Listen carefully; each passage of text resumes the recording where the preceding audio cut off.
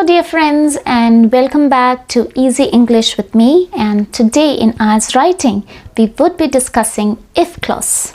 If you have followed each type of sentence structure that we've discussed so far, you would know the importance of reason and result arrangement in IELTS body paragraph development. We tend to give the reason why a point is true, and then we speak about the result of that point being true. And if we get a complex sentence structure where we can highlight the relationship of reason and result, we're good to go. So we have discussed those kind of sentence structures earlier. If you have followed them, you're ready for this video. So if clause. Now, in terms of complex sentences, you know that we have two clauses. One is the subordinate clause and the other is the main clause. Now, in if clause, the subordinate clause has an if. The conjunction used is if. And what the subordinate clause implies is the condition, the event or the situation which would lead to the main clause, which would lead to a certain result. So that is the typical relationship within an if clause sentence. Now, as you know, I like to hit the ground running, and instead of going from structure to the sentence, let's go from IELTS sentences to the structure. There are four types of conditional clauses typically. So we have the zero conditional, the first, the second, and the third conditional. So let's look at a sentence which we can call the zero conditional. If people take months to return money to the credit card company, the payable amount increases considerably. Now look at the verb in the if clause and the verb in the main clause. You would notice the verb in the if clause is present simple and the verb in the main clause is also present simple. So it speaks about facts. So zero conditional is about facts. That means if A is what happens, B is the result all the time. So in general terms, if people work hard, they achieve their goals. So that kind of thing. You can think of a few other sentences in general life, and you can also think of some IELTS sentences where you might want to use a factual conditional sentence. Now let's look at the first conditional. If parents buy everything their children ask, it will lead to financial burden for them. So this first conditional speaks about a future outcome. That is, if some event or situation takes place in the current time reference, in the future you can expect a certain outcome. This is a very useful conditional sentence structure, and you can find its use in many places in your IELTS essay, in developing the point.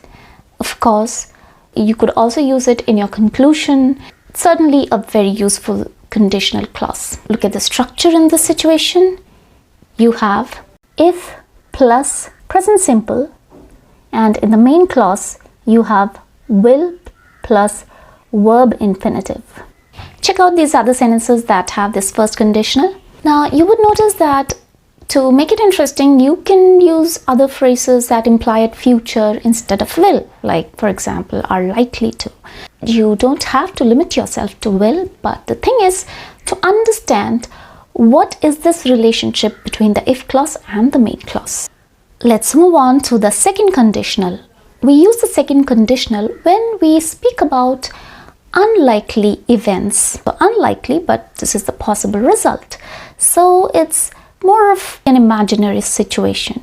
For example, if you imagine that everyone in the world spoke one language, the result, what would be the result of that? Possibly everyone could understand perfectly what the other person was trying to convey to them. So that kind of relationship. But this is an imaginary situation and less likely to happen. There might be languages that are disappearing, but people do hold on to their languages. If you notice in India, people do love their mother tongue a lot. You would find in Karnataka people preferring to speak in their own language. You would notice that in Maharashtra as well. So this is a less likely situation, but we do want to express it for some kind of explanation in an IELTS essay. So This is the sentence, you can write for it. Now we move to third conditional, which is a past unreal condition. What does that mean? A situation that did not actually happen in the past, but if it had happened, what would have been the result? So it gives that kind of relationship. Now, if for example, if you know about this artist who calls himself Banksy, he is a graffiti artist. If he had been or he had felt free enough to express himself, we would have had more permanent pieces of artwork from him. You have art on the walls, which is done in the middle of the night when nobody was watching, so those may not last for a long time. But if he had been free, if he had felt free to express himself, what could have been the result? So what is the structure for this conditional? The verbs, you need to just remember it. I've never pushed you to remember the actual terms that are associated past participle or a past perfect. As long as you have a visual memory of it, you have a visual understanding of it, and you're able to reproduce it correctly, I'm good with that. Don't get me wrong, it's good to know the terms, but you don't have to push yourself to know the terms. You're not writing the terms there, you're only writing the sentences. So just write the correct sentences. So now we have covered the 4 major conditionals, but I want to tell you this one thing, that again, go with what you have an understanding in terms of grammar, because there's something called mixed conditionals, but I'm not going into that because it might confuse you. If you know these 4 basics, you would be able to understand if there have to be any other permutation and combinations in terms of the verb forms that we use in the if clause and the main clause. Now, what happens when you want to use this if clause multiple number of times? There is a solution. There are other words you can use for it. Don't you think that when is possible in this sentence to replace if with when? What about in this sentence? Provided that is particularly attractive when you write it in conclusions, when you write it in your thesis. Now let's see where we can use unless instead of if. Now in this sentence, if you put if, you would not get the same meaning as that of unless.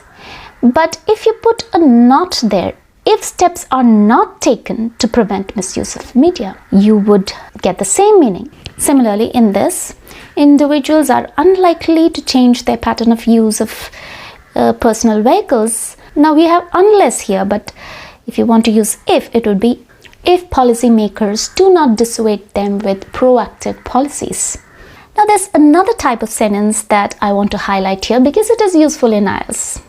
And here, instead of the main clause speaking about result, it speaks about a recommendation. So in the event of this, we have this recommendation. For example, if people want fossil fuel resources to last, they should, now we have should here, they should take steps to reduce their carbon footprint. That is, they should avoid using electricity too much, particularly if their energy comes from coal. They should put off the lights when not required. They should try to walk short distances. They could use public transport wherever possible. So these kind of proactive measures are recommended if they want a positive outcome. So you would notice that these recommendations could come handy in the conclusion.